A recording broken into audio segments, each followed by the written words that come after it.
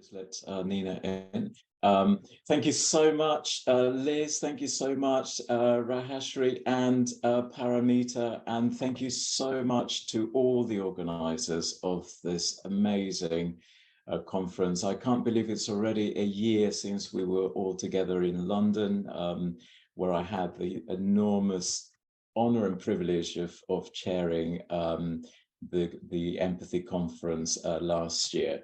I'm Marcelo Staricoff. I'm a lecturer at the University of Sussex in the UK, in Brighton. And it is a wonderful, wonderful honor to be part of your amazing conference that is really transforming the way that educators plan the teaching and learning process throughout the world. A very warm welcome to all the participants in person in Seoul. It's amazing to be speaking to you from the UK and everybody else that has joined online. It's really is a huge honor. I will start by sharing the screen and launch into the presentation.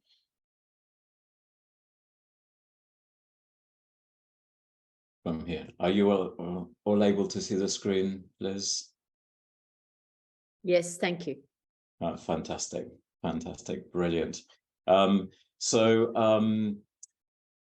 apart from being a lecturer at the University of Sussex at the moment, in my previous role, I was first of all a scientist and then a primary school teacher and until recently a primary head teacher. And during that time, I developed a philosophy of education, which has now become known as the joy of not knowing, which you might have heard of, and which has now become, as you can see, a book published by Routledge a couple of years ago.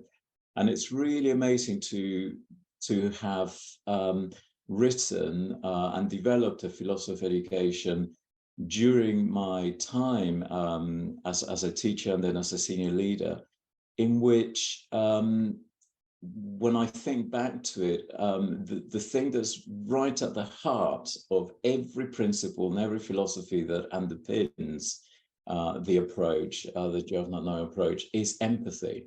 And it's just incredibly fascinating to share these ideas with you today, and how empathy really is the heart.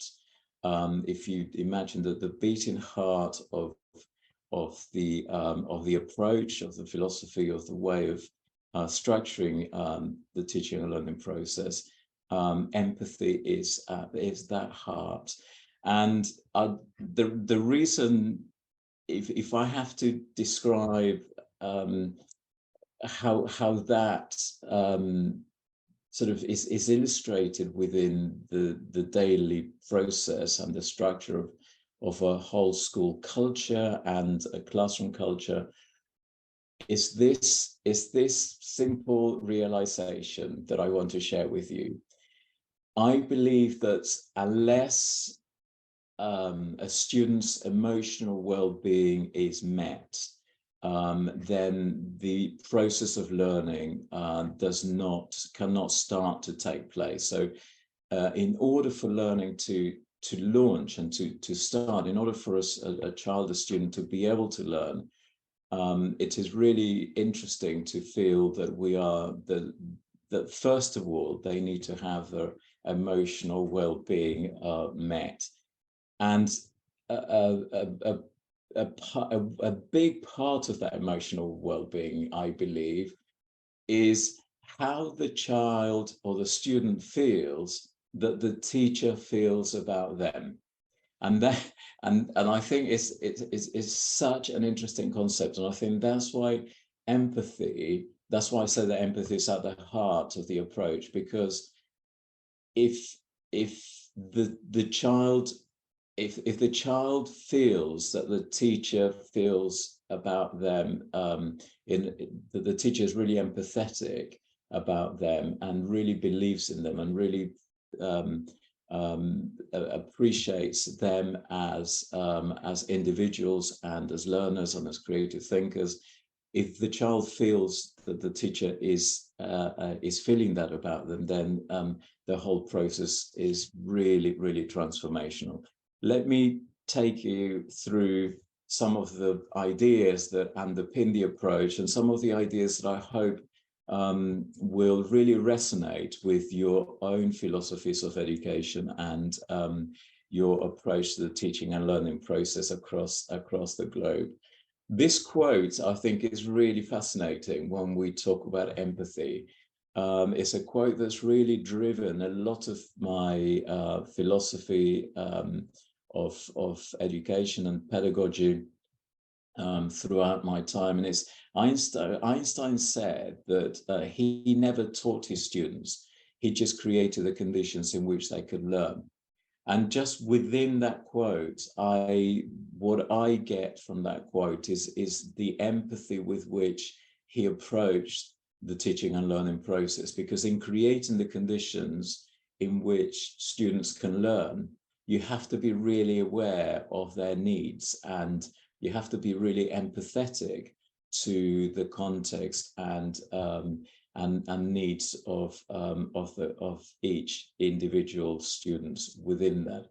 And I just think it's a really fascinating concept to have as an educator, and to move to, and I think it moves us away from that traditional feeling that the teacher and the educator is the source of all knowledge that's imparting on the student, but rather that with an empathetic culture in a teaching and learning scenario, what fascinates me is that the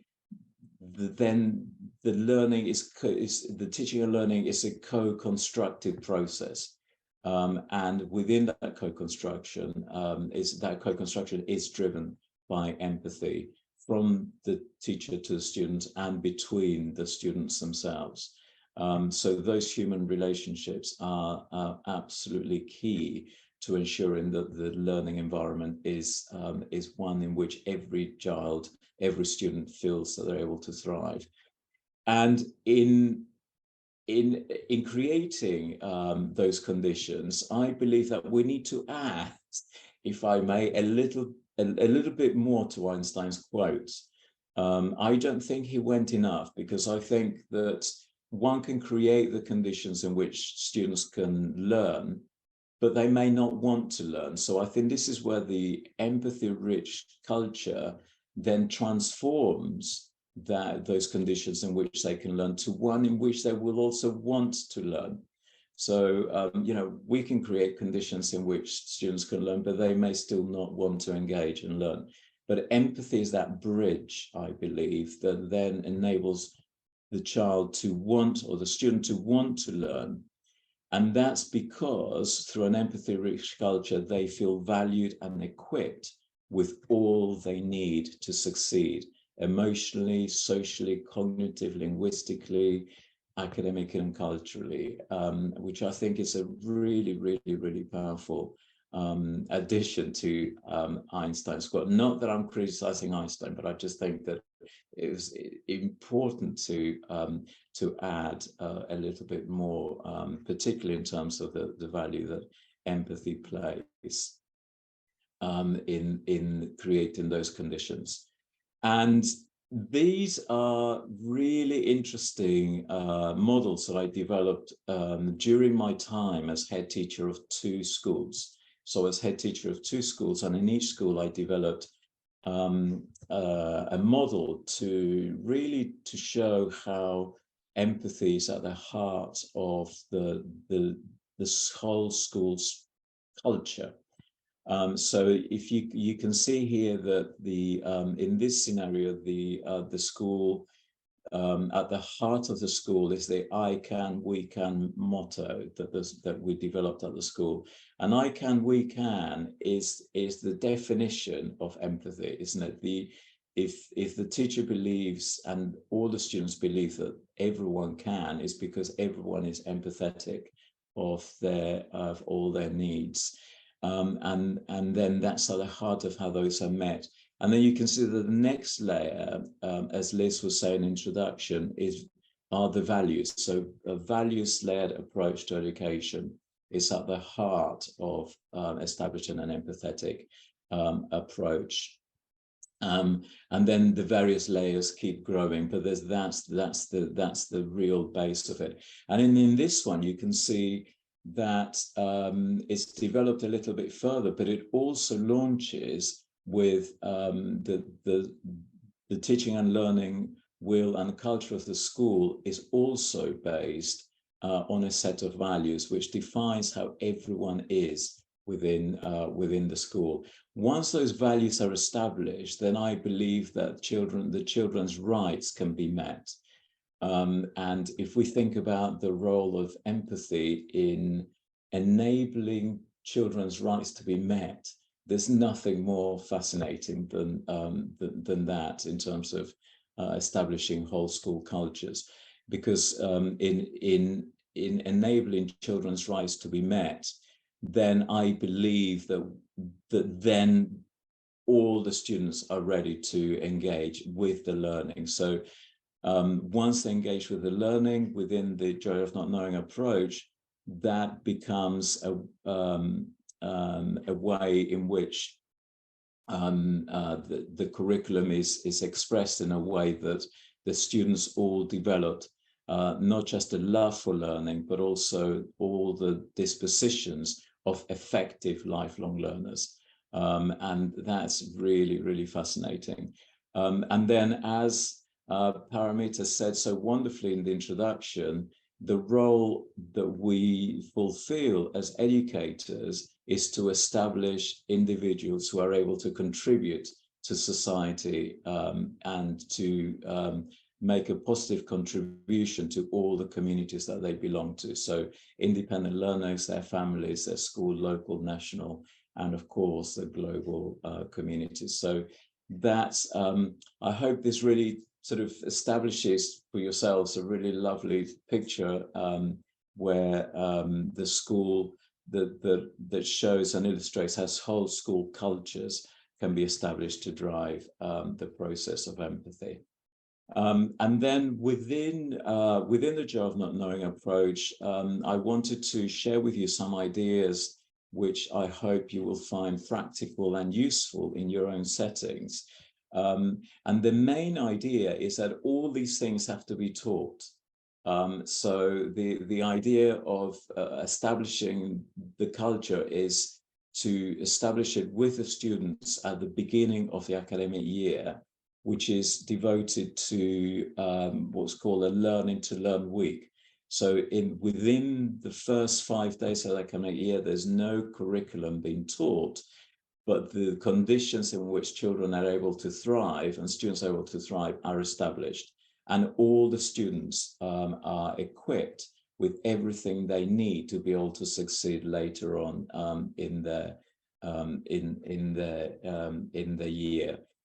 So I'll just give you some examples of how that places empathy at the heart of the process, right from the beginning of having the students in the class. And there's nothing more wonderful than these. If there's one thing that you take away from today and that you try out with your own students, is this. These are called the Joy of Not Knowing models of learning. And if you think once you meet your students for the first time, a fantastic thing to get them to really feel that you as a teacher, as an educator, have a very empathetic view of them, and that's what they feel, that my teacher is very empathetic to my needs, is to get them to develop their own model of learning. So this is the students from very young to any age develop on the first day with you a model by which they describe how they feel about learning, how they view the learning themselves. So, for example, this child is a 5-year-old child that was really passionate about dinosaurs, as you can see, and has interpreted the learning model on which the Joy of Not Knowing is based, which we'll see in a second. and saying that before he starts learning, he's in prehistoric time, then he does the learning, and when he comes out of the pit, he comes out into human time.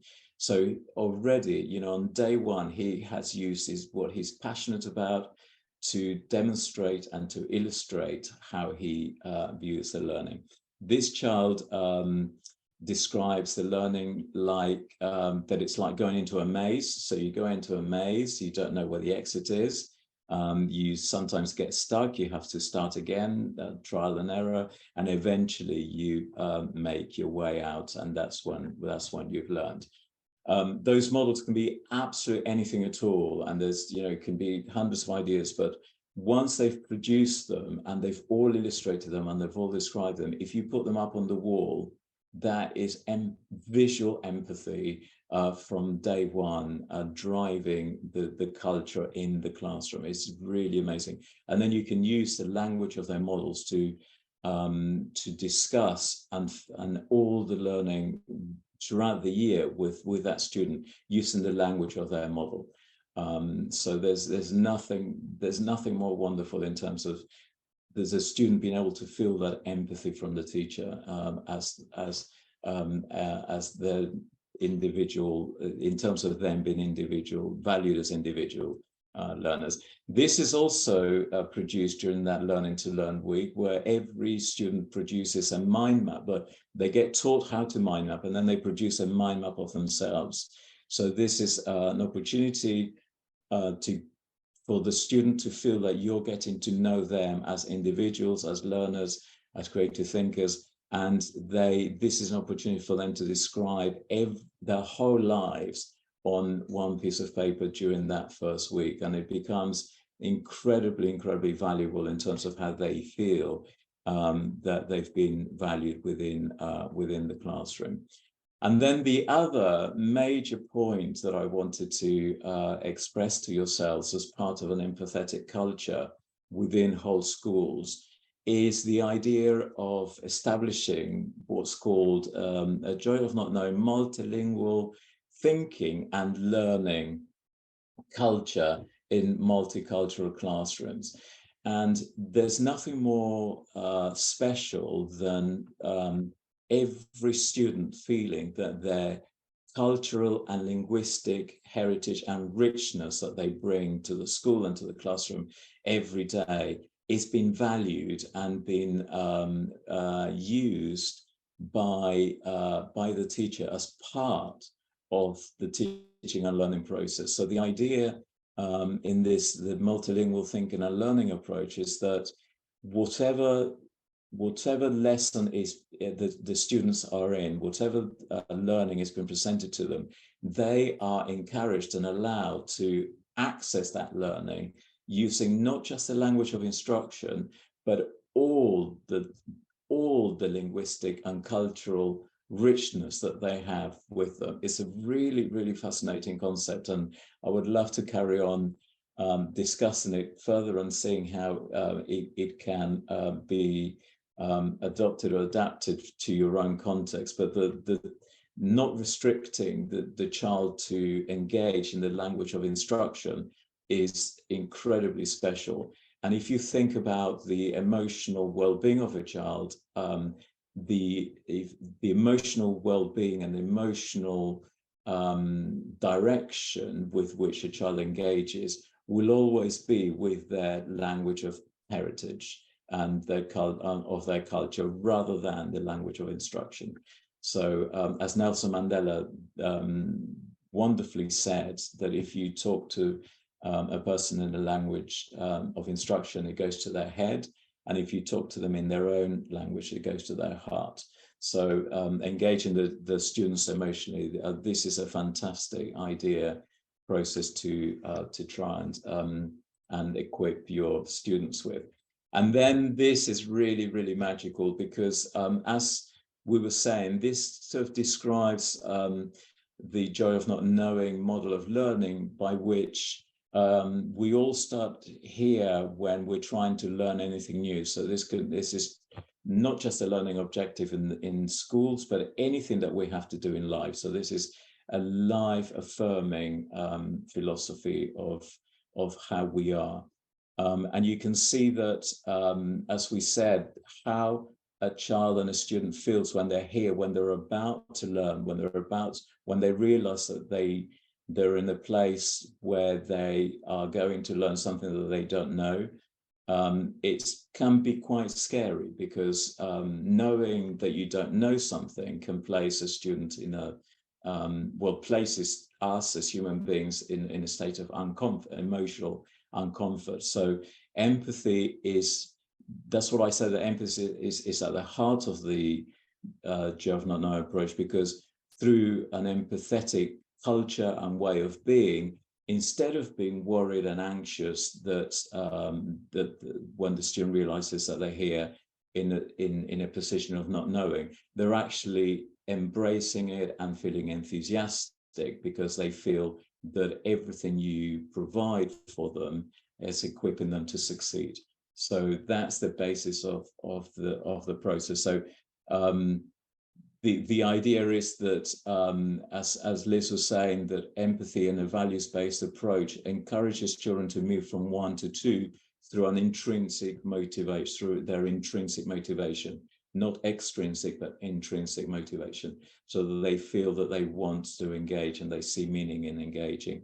And they will do that if, when they're here in the learning pit and trying to resolve the problem that they're faced with, or any learning that they're doing, which happens here, is because they know that they have everything they need to be able to succeed, which is really fantastic. So they'll want to engage if they know they've been supported and have everything they need. And a really lovely way when you establish this is really transformational for the students, because they start to think here what they know that they know and what they know that they don't know. And when you have that sense of depth of sort of metacognitive thinking by all the students before they start, is really, really amazing. They also realize that in knowing the answer, they can jump across. But if you know the answer, then they realize through this process that they're not learning anything new. So they very much realize that in order to learn something new, you have to not know it first, which is the basis of the title of the book and of the philosophy. The joy of not knowing means that we all realize that in order to learn something new, we have to not know it first. It's not something that is a problem, as a deficit. It's by definition where we all are.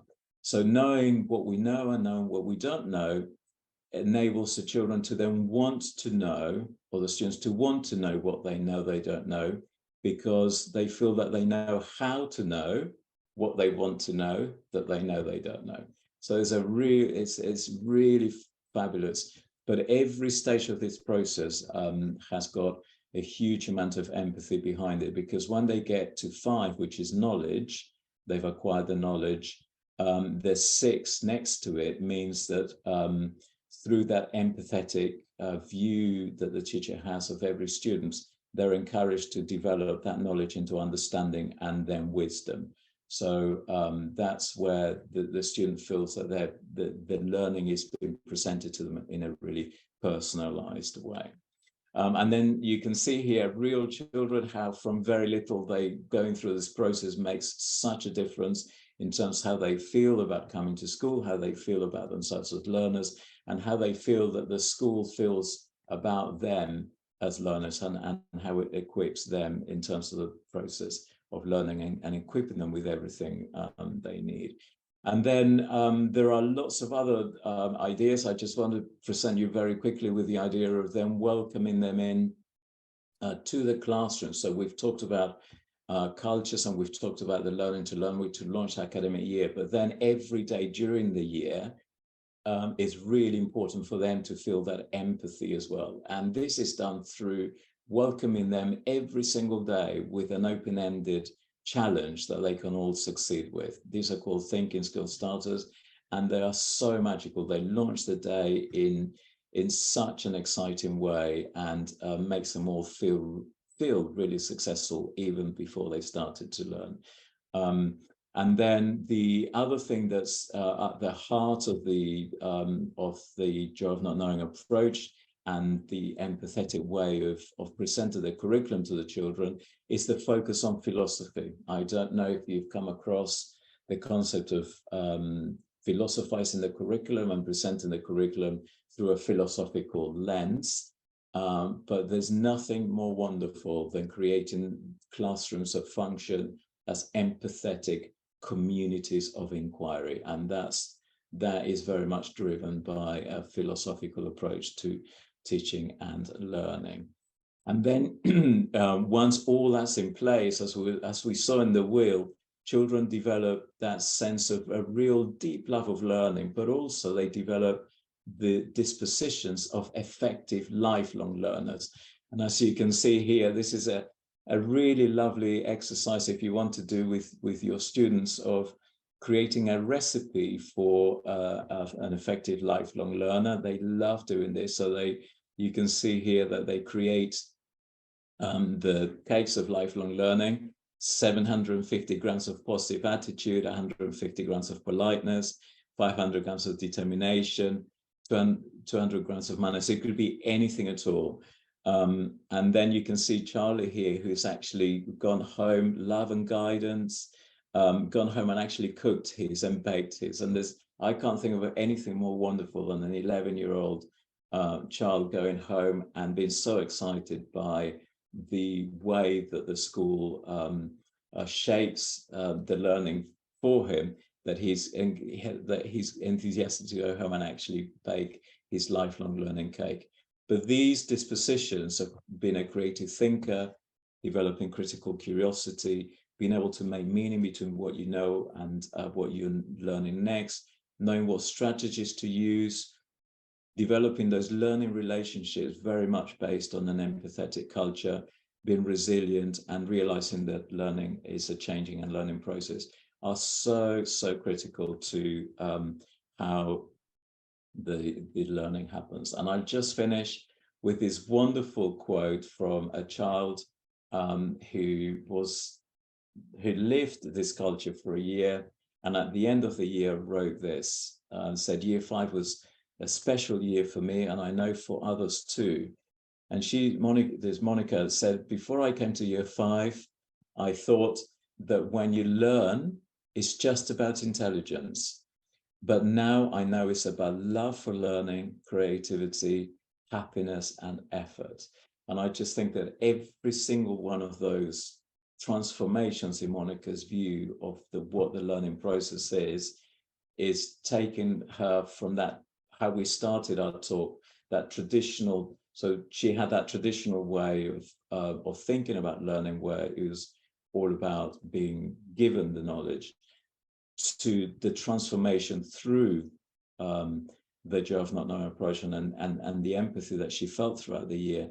And what she says is about a love for learning, creativity, happiness, but also very importantly, effort. So students realize that in order to learn, you do have to put effort in, but it's how you feel about that makes the difference. So that's a very quick tour around how one can establish such wonderful inspirational cultures in schools and within the daily the daily running of a classroom and the everyday teaching and learning process that then has such amazing impacts on the students.